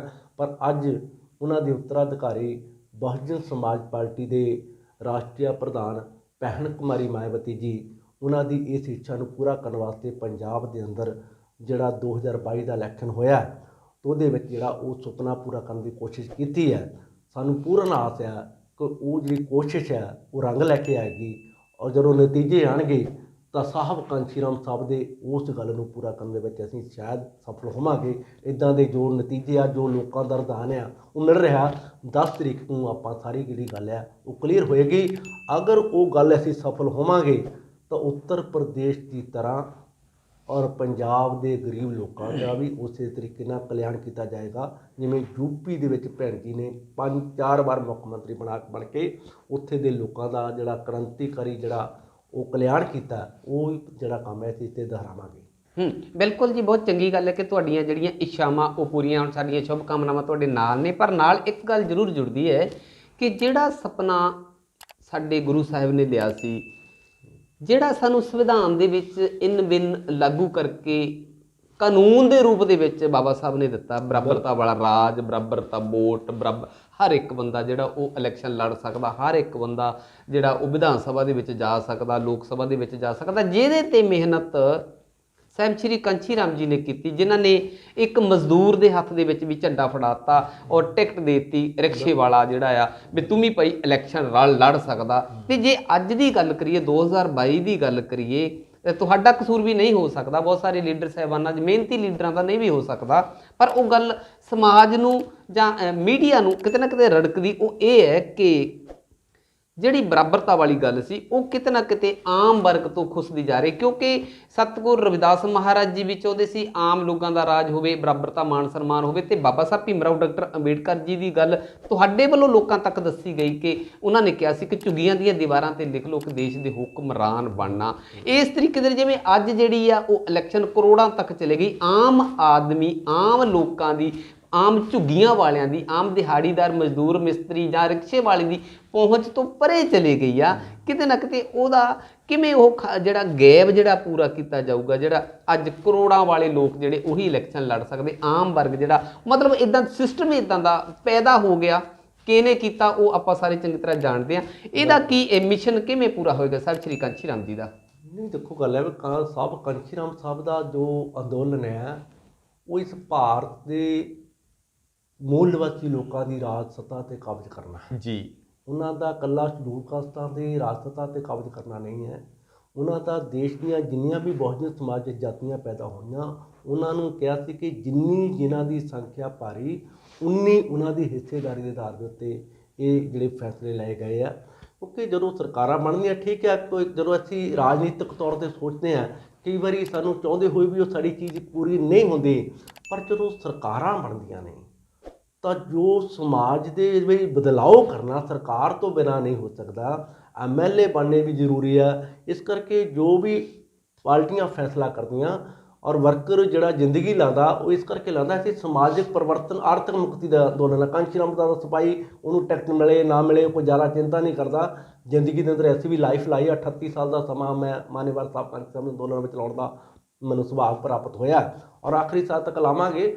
ਕੋਈ ਗੱਲ ਨਹੀਂ, ਇਹ ਵੀ ਜਿਹੜੀ ਚੀਜ਼ਾਂ ਨੇ, ਜੇ ਸਾਹਿਬ ਭੈਣ ਜੀ ਨੇ ਉੱਤਰ ਪ੍ਰਦੇਸ਼ ਦੇ ਵਿੱਚ ਜਦੋਂ ਸੱਤਾ ਨੂੰ ਸੰਭਾਲਿਆ, ਉਸ ਵੇਲੇ ਸਮੇਂ ਦੇ ਮੁਤਾਬਕ ਟਿਕਟਾਂ ਦਿੱਤੀਆਂ, ਪਰ ਜਿਹੜੇ ਬਹੁਜਨ ਸਮਾਜ ਪਾਰਟੀ ਦੇ ਕਾਰਿਆਕਰਤਾ ਸੀਗੇ ਉਹਨਾਂ ਦਾ ਮਾਨ ਸਨਮਾਨ ਕਰਕੇ ਕਿਸੇ ਨੂੰ ਰਾਜ ਸਭਾ ਦਾ ਮੈਂਬਰ ਬਣਾਇਆ ਗਿਆ, ਕਿਸੇ ਨੂੰ ਜਿਹੜਾ ਉੱਥੇ ਜਿਹੜੇ MLC ਜਿਹੜੀ ਆ ਕੌਂਸਲ ਆ ਉਹਦੇ ਮੈਂਬਰ ਬਣਾਇਆ ਗਿਆ, ਕਿਸੇ ਨੂੰ ਜਿਹੜਾ ਕੈਬਨਿਟ ਦਾ ਅਧਿਕਾਰ ਦੇ ਕੇ ਉਹਨਾਂ ਨੂੰ ਬਰਾਬਰ ਦਾ ਮਾਨ ਸਨਮਾਨ ਦਿੱਤਾ ਗਿਆ। ਮੇਰਾ ਖਿਆਲ ਹੈ ਕਿ ਇੱਦਾਂ ਦੀ ਕੋਈ ਬਹੁਜਨ ਸਮਾਜ ਪਾਰਟੀ ਵਿੱਚ ਅੰਦੋਲਨ ਵਿੱਚ ਚਰਚਾ ਲਾਉਣੀ, ਇਹ ਵਿਰੋਧੀ ਪਾਰਟੀਆਂ ਦਾ ਏਜੰਡਾ ਜ਼ਿਆਦਾ ਲੱਗਦਾ ਔਰ ਜਿਹੜਾ ਬਹੁਜਨ ਸਮਾਜ ਪਾਰਟੀ ਨੇ ਵਰਕਰ ਜਿਹੜਾ ਇਸ ਚੀਜ਼ ਦੇ ਉੱਤੇ ਜ਼ਿਆਦਾ ਚਿੰਤਤ ਨਹੀਂ ਕਰਦੇ। ਨਹੀਂ, ਮੇਰੇ ਕਹਿਣ ਤੋਂ ਭਾਵ ਇਹ ਨਹੀਂ ਕਿ ਵਿਰੋਧੀਆਂ ਵਾਲੀ ਗੱਲ ਨਹੀਂ, ਨਾ ਹੀ ਤੁਹਾਡਾ ਕਸੂਰ ਹੈ। ਮਤਲਬ ਕਹਿਣ ਦਾ ਕਿ ਲੋਕ ਇੱਦਾਂ ਦੇ, ਦੇਖੋ ਇੱਕ ਕੈਂਡੀਡੇਟ ਨੇ ਮੰਨ ਲਓ ਖੜਨਾ, ਮੰਨ ਲਓ ਤੁਸੀਂ ਖੜਨਾ ਜਾਂ ABCD ਕਿਸੇ ਨੇ ਵੀ ਖੜਨਾ, ਉਹ ਲੋਕ ਇੱਦਾਂ ਦੇ ਤਿਆਰ ਹੋ ਜਾਣੇ ਚਾਹੀਦੇ ਸੀਗੇ ਵੀ ਅਸੀਂ ਵੋਟ ਵੀ ਦੇਣੀ ਆ ਤੇ ਸਪੋਰਟ ਵੀ ਦੇਣੀ ਆ, ਫਾਈਨੈਂਸ਼ੀਅਲੀ ਸਪੋਰਟ ਵੀ ਦੇਣੀ ਆ। ਉਲਟਾ ਹੋ ਗਿਆ ਕਿ ਲੋਕਾਂ ਨੂੰ ਸਮੇਂ-ਸਮੇਂ ਦੀਆਂ ਵਿਰੋਧੀ ਤਰ੍ਹਾਂ ਨੇ ਮੰਨ ਲਓ ਕਿ ਉਹਨਾਂ ਨੇ ਸਿਸਟਮ ਇੱਦਾਂ ਦਾ ਤਿਆਰ ਕਰ ਦਿੱਤਾ ਕਿ ਲੋਕਾਂ ਨੂੰ ਲਾਲਚੀ ਕਿਸਮ ਦਾ ਬਣਾ ਦਿੱਤਾ ਜਾਂ ਲਾਲਚ ਵੰਡ ਕੇ ਬਣਾ ਦਿੱਤਾ, ਜਿਹੜੀ ਅੱਜ ਉਹ ਕਰੋੜਾਂ ਦੀ ਗੇਮ ਹੋ ਕੇ ਰਹਿ ਗਈ। ਮੈਂ ਉਹਦੇ ਤੇ ਜ਼ਿਕਰ ਕਰ ਰਿਹਾ ਸੀ ਥੋੜਾ। ਬਿਲਕੁਲ ਗੁੜਾ ਜੀ, ਮਤਲਬ ਵੀ ਠੀਕ ਹੈ ਤੁਹਾਡਾ ਕੁਐਸਚਨ ਜਿਹੜਾ ਅੱਜ ਦੇ ਸਮੇਂ 'ਤੇ ਜਿਹੜਾ ਢੁਕਵਾਂ ਕੁਐਸਚਨ ਹੈ, ਠੀਕ ਹੈ ਨਾ, ਪਰ ਫਿਰ ਵੀ ਆਪਾਂ ਇਸ ਚੀਜ਼ ਦੇ ਅੰਦਰ ਜਿਹੜੀਆਂ ਦੂਸਰੀਆਂ ਰਾਜਨੀਤਿਕ ਪਾਰਟੀਆਂ ਨੇ, ਜਦੋਂ ਬਹੁਜਨ ਸਮਾਜ ਪਾਰਟੀ ਨਹੀਂ ਸੀ ਬਣੀ ਤਾਂ ਸਾਡੇ ਵਰਕਰਾਂ ਨੂੰ ਕਦੇ ਪੁੱਛਦੇ ਵੀ ਹੈ ਨਹੀਂ ਸੀ ਕੌਣ ਕਿੱਥੇ ਦੇ ਕਿੱਥੇ ਦੇ ਨਹੀਂ। ਜਦੋਂ ਅਸੀਂ ਉਹਨਾਂ ਦਾ ਮੁਕਾਬਲਾ ਕਰ ਰਹੇ ਹਾਂ, ਉਹਨਾਂ ਦੇ ਬਰਾਬਰ ਦੀ ਧਿਰ ਬਣਨਾ, ਤੇ ਇਸ ਕਰਕੇ ਉਹਨਾਂ ਨੇ ਸਾਡੇ ਸਾਹਮਣੇ ਇਦਾਂ ਦੇ ਰੋੜੇ ਅਟਕਾਉਣੇ ਆ ਕਿ ਜਿਹੜਾ ਅਸੀਂ ਮੁਕਾਬਲਾ ਨਾ ਕਰ ਸਕੀਏ।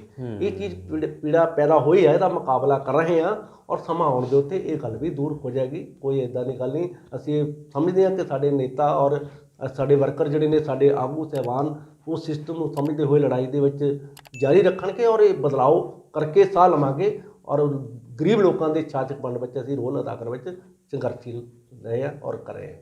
ਬਿਲਕੁਲ ਜੀ, ਇਸ ਸਮਾਂ ਮੰਗ ਕਰਦਾ ਕਿ ਇਹ ਰਹਿਬਰਾਂ ਦੇ ਸੁਪਨੇ, ਰਹਿਬਰਾਂ ਦੇ ਸੰਘਰਸ਼ ਸੰਕਲਪ ਤਦੇ ਪੂਰੇ ਹੋਣਗੇ ਜੇ ਆਮ ਲੋਕਾਂ ਦੀ ਵੀ ਇੱਛਾ ਪੂਰੀ ਹੋਏਗੀ।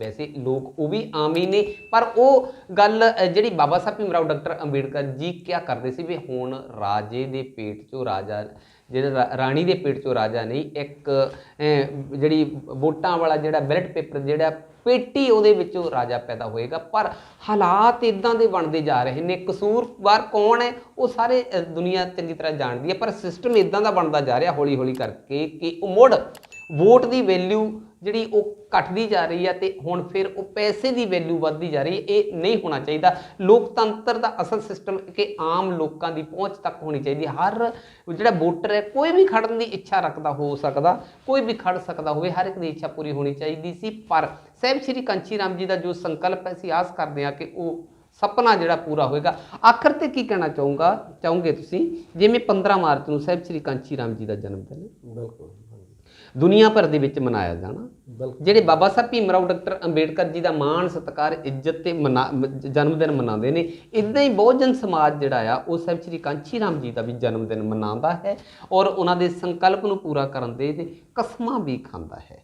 ਤੇ ਕਿਹੜਾ ਭਾਰ ਸਾਹਿਬ ਸ਼੍ਰੀ ਕਾਂਚੀ ਰਾਮ ਜੀ ਸਮਾਜ ਦੇ ਮੋਢਿਆਂ ਤੇ ਦੇ ਕੇ ਗਏ ਨੇ, ਕਿਹੜੀ ਜ਼ਿੰਮੇਵਾਰੀ ਦੇ ਕੇ ਗਏ ਨੇ, ਉਹ ਸਮਾਜ ਨੂੰ ਤੁਸੀਂ ਕੀ ਦੱਸਣਾ ਚਾਹੋਗੇ? ਦੇਖੋ, ਮੈਂ ਤਾਂ ਜਿਹੜਾ ਇਸ ਭਾਰਤ ਅੰਦਰ ਬਹੁਜਨ ਸਮਾਜ ਦੇ ਲੋਕਾਂ ਨੂੰ ਔਰ ਸਰਬ ਸਮਾਜ ਦੇ ਗਰੀਬ ਲੋਕਾਂ ਦੇ ਵਿੱਚ ਜਿਹੜੇ ਜਿਨ੍ਹਾਂ ਵਾਸਤੇ ਬਹੁਜਨ ਸਮਾਜ ਪਾਰਟੀ ਸੰਘਰਸ਼ ਕਰਾਈ ਹੈ, ਉਹਨਾਂ ਨੂੰ ਅਪੀਲ ਕਰਾਂਗਾ ਕਿ ਆਪਣੇ ਮਹਾਂਪੁਰਸ਼ਾਂ ਦੇ ਅੰਦੋਲਨ ਨੂੰ, ਕਿਉਂਕਿ ਮੈਂ ਇੱਕ ਗੱਲ ਕਹਿ ਕੇ ਤੁਹਾਨੂੰ ਜਾਣਕਾਰੀ ਦੇਣਾ ਚਾਹੁੰਦਾ ਕਿ ਸਾਡੇ ਪੁਰਖਿਆਂ ਨੇ 3000 ਸਾਲ ਸਾਡੇ ਮਨੁੱਖੀ ਅਧਿਕਾਰਾਂ ਦੀ ਲੜਾਈ ਨੂੰ ਲੜ ਕੇ ਇਹ ਮਨੁੱਖੀ ਅਧਿਕਾਰ ਪ੍ਰਾਪਤ ਕੀਤੇ ਬਾਬਾ ਸਾਹਿਬ ਡਾਕਟਰ ਅੰਬੇਡਕਰ ਸਾਹਿਬ ਨੇ। ਔਰ 1932 ਦੇ ਅੰਦਰ ਸਾਨੂੰ ਪੜ੍ਹਾਈ ਦਾ ਅਧਿਕਾਰ ਮਿਲਿਆ ਸੀਗਾ, ਪਰ ਅਸੀਂ ਰਾਜਨੀਤਿਕ ਸੱਤਾ ਨਹੀਂ ਲੈ ਸਕੇ, ਜਿਹਦੇ ਕਾਰਨ ਕਰਕੇ ਦੇਸ਼ ਦੀਆਂ ਸਰਕਾਰਾਂ ਨੇ, ਚਾਹੇ ਉਹ ਕਾਂਗਰਸ ਦੀ ਰਹੀ ਹੋਵੇ, ਭਾਰਤੀ ਜਨਤਾ ਪਾਰਟੀ ਦੀ ਰਹੀ ਹੋਵੇ, ਉਹਨਾਂ ਨੇ ਸਾਡਾ ਅਧਿਕਾਰ 1985 ਦੇ ਅੰਦਰ ਖਤਮ ਕਰ ਦਿੱਤਾ ਗਿਆ। ਔਰ ਇਸ ਕਰਕੇ ਲੈਣ ਨੂੰ ਸਾਨੂੰ 3000 ਸਾਲ ਲੱਗੇ, ਪਰ ਅਸੀਂ, ਸਾਡੀ ਨਲਾਇਕੀ ਹੈ, ਅਸੀਂ ਔਰਗੇਨਾਈਜ਼ ਨਹੀਂ ਹੋਏ, ਆਪਣੇ ਪੁਰਖਿਆਂ ਦੇ ਅੰਦੋਲਨ ਵਿੱਚ ਸਮਰਪਿਤ ਨਹੀਂ ਹੋਏ। ਇਸ ਕਰਕੇ ਦੁਸ਼ਮਣ ਸਾਡੇ 'ਤੇ ਹਮਲਾ ਕਰਿਆ। ਅਗਰ ਅਸੀਂ ਆਉਣ ਵਾਲੀਆਂ ਪੀੜ੍ਹੀਆਂ ਦੇ ਬੱਚਿਆਂ ਦਾ ਭਵਿੱਖ ਸੁਰੱਖਿਅਤ ਦੇਖਣਾ ਚਾਹੁੰਦੇ ਹਾਂ ਤਾਂ ਸਾਨੂੰ ਮਾਨੇਵਾਰ ਸਾਹਿਬ ਕਾਂਚੀ ਰਾਮ ਸਾਹਿਬ ਦਾ ਦਿੱਤਾ ਹੋਇਆ ਜਿਹੜਾ ਸਿਧਾਂਤ ਹੈ ਕਿ ਭਾਰਤ ਦੇ ਅੰਦਰ ਸਮਾਜਿਕ ਪਰਿਵਰਤਨ, ਆਰਥਿਕ ਮੁਕਤੀ ਦਾ ਜਿਹੜਾ ਅੰਦੋਲਨ ਉਹਨਾਂ ਨੇ ਸ਼ੁਰੂ ਕੀਤਾ, ਉਹਨਾਂ ਨੂੰ ਮੰਜ਼ਿਲ ਤੱਕ ਪਹੁੰਚਾਉਣ ਦੇ ਲਈ ਕਿਸੇ ਤਰ੍ਹਾਂ ਦੇ ਵੀ ਹਾਲਾਤ ਪੈਦਾ ਹੋਣ, ਸਾਨੂੰ ਉਹਨਾਂ ਹਾਲਾਤਾਂ ਦਾ ਸਾਹਮਣਾ ਕਰਦੇ ਹੋਏ ਔਰ ਉਹਨਾਂ ਦੀ ਉੱਤਰਾਧਿਕਾਰੀ ਬਹੁਜਨ ਸਮਾਜ ਪਾਰਟੀ ਦੀ ਸ਼ੇਰਨੀ ਭੈਣ ਕੁਮਾਰੀ ਮਾਇਆਵਤੀ ਦੀ ਅਗਵਾਈ ਦੇ ਅੰਦਰ ਸਾਨੂੰ ਦਿਨ ਰਾਤ ਡਟ ਕੇ ਪਹਿਰਾ ਦੇਣ ਦੀ ਜ਼ਰੂਰਤ ਹੈ। ਔਰ ਜੋ ਵੀ ਭੈਣ ਜੀ ਫੈਸਲਾ ਲੈਂਦੇ ਨੇ, ਸਾਨੂੰ ਉਸ ਫੈਸਲੇ ਨੂੰ ਮੰਨ ਕੇ ਔਰ ਇਸ ਅੰਦੋਲਨ ਨੂੰ ਮੰਜ਼ਿਲ ਤੱਕ ਪਹੁੰਚਾਉਣ ਦੇ ਲਈ ਸਾਨੂੰ ਜਿਹੜਾ ਸੰਕਲਪ ਕਰਨ ਦੀ ਜ਼ਰੂਰਤ ਹੈ, ਲਗਾਤਾਰ ਸੰਘਰਸ਼ ਕਰਨ ਦੀ ਜ਼ਰੂਰਤ ਹੈ, ਨਹੀਂ ਤਾਂ ਦੇਸ਼ ਦੇ ਹਾਕਮ ਸਾਨੂੰ ਫਿਰ ਉੱਥੇ ਤੱਕ ਦੇਣਗੇ। ਇਸ ਕਰਕੇ ਮੈਂ ਮਾਨੇਵਾਰ ਸਾਹਿਬ ਕਾਂਚੀ ਰਾਮ ਸਾਹਿਬ ਦੇ 88ਵੇਂ ਜਨਮ ਦਿਨ ਦੇ ਉੱਤੇ, ਜਿੱਥੇ ਮੈਂ ਪਹਿਲਾਂ ਉਹਨਾਂ ਦੇ ਸਮਾਜ ਦੇ ਲੋਕਾਂ ਨੂੰ ਮੁਬਾਰਕਬਾਦ ਦਿੰਦਾ, ਉੱਥੇ ਮੈਂ ਬੇਨਤੀ ਕਰਦਾ ਕਿ ਉਹਨਾਂ ਦੇ ਇਸ ਮਿਸ਼ਨ ਨੂੰ ਪੂਰਾ ਕਰਨ ਦੇ ਲਈ ਸਾਨੂੰ ਸਮੁੱਚੀ ਜ਼ਿੰਦਗੀ ਜਿਹੜੀ ਆ ਉਹ ਸਮਰਪਿਤ ਲਗਾਤਾਰ ਸੰਘਰਸ਼ ਕਰਨ ਦੀ ਜ਼ਰੂਰਤ ਹੈ ਔਰ ਜਿਹਦੇ ਨਾਲ ਸਾਡੀਆਂ ਆਉਣ ਵਾਲੀਆਂ ਪੀੜ੍ਹੀਆਂ ਦਾ ਭਵਿੱਖ ਸੁਰੱਖਿਅਤ ਰਹਿ ਸਕੇ। ਧੰਨਵਾਦ। ਬਿਲਕੁਲ ਜੀ, ਜਿਵੇਂ ਲਾਲਚੰਦ ਔਜਲਾ ਜੀ ਨੇ ਇਹ ਬੜੀ ਠੋਕ ਵਜਾ ਕੇ ਗੱਲ ਕਹੀ ਹੈ ਕਿ ਭਵਿੱਖ ਖਤਰੇ ਦੇ ਵਿੱਚ ਹੈ। ਜੇ ਅਸੀਂ ਆਪਣੇ ਰਹਿਬਰਾਂ ਦੀ ਗੱਲ ਨਹੀਂ ਮੰਨਦੇ, ਮਿਸ਼ਨ ਪੂਰਾ ਕਰਨ ਵੱਲ ਤੁਰਦੇ ਨਹੀਂ, ਮਿਸ਼ਨ ਪੂਰਾ ਨਹੀਂ ਕਰਦੇ, ਤੇ ਉਹ ਗੱਲ ਜਿਹੜੀ ਹੈ ਪੂਰੀ ਨਹੀਂ ਕੀਤੀ ਜਾ ਸਕਦੀ। ਆਓ ਸੱਚੀ ਮੁੱਚੀ ਜਿੱਥੇ ਅਸੀਂ ਆਪਣੇ ਰਹਿਬਰਾਂ ਦਾ, ਗੁਰੂਆਂ ਦਾ ਜਨਮ ਦਿਨ ਮਨਾ ਰਹੇ ਹਾਂ ਤੇ ਨਾਲ ਉਹਨਾਂ ਦਾ ਜਿਹੜਾ ਮਿਸ਼ਨ ਹੈ, ਸੰਕਲਪ, ਉਹਨੂੰ ਪੂਰਾ ਕਰਨ ਦੀ ਵੀ ਕੋਸ਼ਿਸ਼ ਕਰਨ ਦੇ ਲਈ ਕਸਮਾਂ ਖਾਈਏ, ਤਦ ਸਮਾਜ ਦੇ ਵਿੱਚ ਸਾਰੇ ਤਰ੍ਹਾਂ ਦੀ ਬਰਾਬਰਤਾ ਆ ਸਕਦੀ ਹੈ ਤੇ ਉਹਨਾਂ ਦਾ ਮਿਸ਼ਨ ਪੂਰਾ ਹੋ ਸਕਦਾ। ਤੇ ਜਿਹੜੀ ਗੱਲ ਇਹਨਾਂ ਨੇ ਬੱਚਿਆਂ ਦੇ ਭਵਿੱਖ ਦੀ ਕਹੀ ਹੈ, ਭਵਿੱਖ ਵਾਕਿਆ ਹੀ ਅੱਜ ਖਤਰੇ ਦੇ ਵਿੱਚ ਹੈ। ਭਵਿੱਖ ਤਾਂ ਦੂਰ ਦੀ ਗੱਲ, ਅੱਜ ਦੇ ਹਾਲਾਤ ਜਿਹੜੇ ਉਹ ਵੀ ਖਤਰੇ ਦੇ ਵਿੱਚੋਂ ਗੁਜ਼ਰ ਰਿਹਾ ਸਮਾਜ ਦੇ ਹੱਥੋਂ ਜਿਹੜੇ ਬੜੀਆਂ ਮਿਹਨਤਾਂ ਮੁਸ਼ੱਕਤਾਂ ਦੇ ਨਾਲ ਸਾਡੇ ਰਹਿਬਰ ਐਜੂਕੇਸ਼ਨ ਲੈ ਕੇ ਆਏ ਸੀ, ਉਹ ਅੱਜ ਲੋਕਾਂ ਨੂੰ ਮੁੱਲ ਲੈਣੀ ਪੈ ਰਹੀ ਆ, ਖੋ ਹੀ ਗਈ ਹੈ। ਜੇ ਕੋਈ ਬਿਮਾਰ ਹੁੰਦਾ ਤਾਂ ਇਲਾਜ ਦੇ ਲਈ ਕੋਈ ਸਾਧਨ ਨਹੀਂ, ਤੇ ਜੇ ਬੱਚੇ ਔਖੇ ਸੌਖੇ ਪੜ੍ਹ ਵੀ ਜਾਂਦੇ ਨੇ ਤੇ ਉਹਨਾਂ ਦੇ ਲਈ ਕੋਈ ਕਾਰੋਬਾਰ ਦੇ ਪ੍ਰਬੰਧ ਨਹੀਂ। ਭਵਿੱਖ ਦੂਰ ਦੀ ਗੱਲ, ਅੱਜ ਵੀ ਖਤਰੇ ਦੇ ਵਿੱਚੋਂ ਸਮਾਜ ਜਿਹੜਾ ਗੁਜ਼ਰ ਰਿਹਾ। ਆਓ ਸੱਚੀ ਮੁੱਚੀ, ਜਿਵੇਂ ਇਹਨਾਂ ਨੇ ਪਹਿਲੋਂ ਵੀ ਗੱਲ ਕੀਤੀ ਹੈ ਕਿ ਜਿਹੜਾ 10 ਮਾਰਚ ਨੂੰ ਨਤੀਜੇ ਉਹ ਕਿਵੇਂ ਦੇ ਆਉਂਦੇ ਨੇ, 10 ਮਾਰਚ ਦੱਸੇਗੀ, ਜਾਂ 10 ਮਾਰਚ ਤੋਂ ਬਾਅਦ ਤੁਹਾਡੇ ਸਾਹਮਣੇ ਆ ਜਾਣੇ ਨੇ। ਤੁਸੀਂ ਜਿਨ੍ਹਾਂ ਨੂੰ ਵੀ ਵੋਟਾਂ ਪਾਈਆਂ, ਜਿਨ੍ਹਾਂ ਨੂੰ ਵੀ ਤੁਸੀਂ ਜਿਤਾਇਆ, ਜਿਨ੍ਹਾਂ ਦੀ ਵੀ ਸਰਕਾਰ ਆਂਦੀ, ਘੱਟੋ ਘੱਟ ਤੁਸੀਂ ਉਹ ਸਵਾਲ ਜ਼ਰੂਰ ਕਰਿਓ ਜਿਹੜੇ ਸਤਿਗੁਰੂ ਰਵਿਦਾਸ ਮਹਾਰਾਜ ਜੀ ਨੇ 600 ਸਾਲ ਪਹਿਲਾਂ ਉਸ ਰਾਜਿਆਂ ਦੇ ਸਾਹਮਣੇ ਲਲਕਾਰ ਕੇ ਕਹੇ ਸੀ ਕਿ ਸਾਡੇ ਹੱਕ, ਸਾਡੇ ਬਰਾਬਰਤਾ, ਤੇ ਆਸ ਕਰਾਂਗੇ ਕਿ ਤੁਸੀਂ ਸੱਚੀ ਮੁੱਚੀ ਸਤਿਗੁਰੂ ਰਵਿਦਾਸ ਮਹਾਰਾਜ ਜੀ ਦਾ ਜਨਮ ਦਿਨ ਮਨਾਇਆ, ਬਾਬਾ ਸਾਹਿਬ ਭੀਮ ਰਾਓ ਡਾਕਟਰ ਅੰਬੇਡਕਰ ਜੀ ਦਾ ਜਨਮ ਦਿਨ ਮਨਾਇਆ, ਤੇ ਸਾਹਿਬ ਸ਼੍ਰੀ ਕਾਂਸ਼ੀ ਰਾਮ ਜੀ ਦਾ ਜਨਮ ਦਿਨ ਮਨਾਇਆ। ਆਓ ਆਪਣੇ ਹੱਕਾਂ ਪ੍ਰਤੀ ਜਾਗਰੂਕ ਹੋਈਏ, ਆਪਣੇ ਪੁਰਖਿਆਂ ਦੇ ਮਿਸ਼ਨ ਨੂੰ ਅੱਗੇ ਲੈ ਕੇ ਚੱਲੀਏ। ਇਹੀ ਅਸਲ ਦੇ ਵਿੱਚ ਉਹਨਾਂ ਦੇ ਜਨਮ ਦਿਨ ਮਨਾਉਣ ਦੇ ਲਈ ਅੱਛੀ ਸ਼ਰਧਾਂਜਲੀ ਮੰਨ ਲਓ, ਜਾਂ ਉਹਨਾਂ ਨੂੰ ਮੁਬਾਰਕਬਾਦ ਕਹਿ ਲਓ। ਇਹੀ ਉਹਨਾਂ ਦੇ ਜਨਮ ਦਿਨ ਤੇ ਮੁਬਾਰਕ ਹੋਏਗੀ। ਤੇ ਆਓ ਸੱਚੀ ਮੁੱਚੀ 15 ਮਾਰਚ ਨੂੰ ਸਾਹਿਬ ਸ਼੍ਰੀ ਕਾਂਸ਼ੀ ਰਾਮ ਜੀ ਦਾ ਜਨਮ ਦਿਨ ਹੈ, ਖੁਸ਼ੀਆਂ ਚਾਵਾਂ ਦੇ ਨਾਲ ਮਨਾਉਂਦੇ ਹੋਏ ਪ੍ਰਣ ਕਰੀਏ ਕਿ ਉਹਨਾਂ ਦੇ ਮਿਸ਼ਨ ਨੂੰ ਪੂਰਾ ਕਰਨ ਦੇ ਲਈ ਅਸੀਂ ਜੀਆ ਜਾਨ ਦੇ ਨਾਲ ਮਿਹਨਤ ਮੁਸ਼ੱਕਤ ਕਰਨੀ ਹੈ। ਔਜਲਾ ਸਾਹਿਬ, ਤੁਸੀਂ ਬਹੁਤ ਬਰੀਕੀ ਦੇ ਨਾਲ ਜਾਣਕਾਰੀ ਦਿੱਤੀ, ਬਹੁਤ ਤੁਹਾਡਾ ਧੰਨਵਾਦ ਜੀ। ਬਹੁਤ ਬਹੁਤ ਧੰਨਵਾਦ ਗੁਰਾ ਸਾਹਿਬ ਤੁਹਾਡਾ ਵੀ, ਜਿਨ੍ਹਾਂ ਨੇ ਸਾਨੂੰ ਇਸ ਯੋਗ ਸਮਝਿਆ, ਲੋਕਾਂ ਦੇ ਸਾਹਮਣੇ ਆਪਣੀ ਗੱਲ ਰੱਖਣ ਦਾ ਮੌਕਾ ਦਿੱਤਾ। ਜ਼ਿੰਦਗੀ ਦੀ ਪਹਿਲੀ ਮੇਰੀ ਇੰਟਰਵਿਊ ਹੈ, ਤੇ ਮੈਂ ਤੁਹਾਡਾ ਬਹੁਤ ਬਹੁਤ ਧੰਨਵਾਦ ਕਰਦਾ। ਬਹੁਤ ਧੰਨਵਾਦ ਜੀ।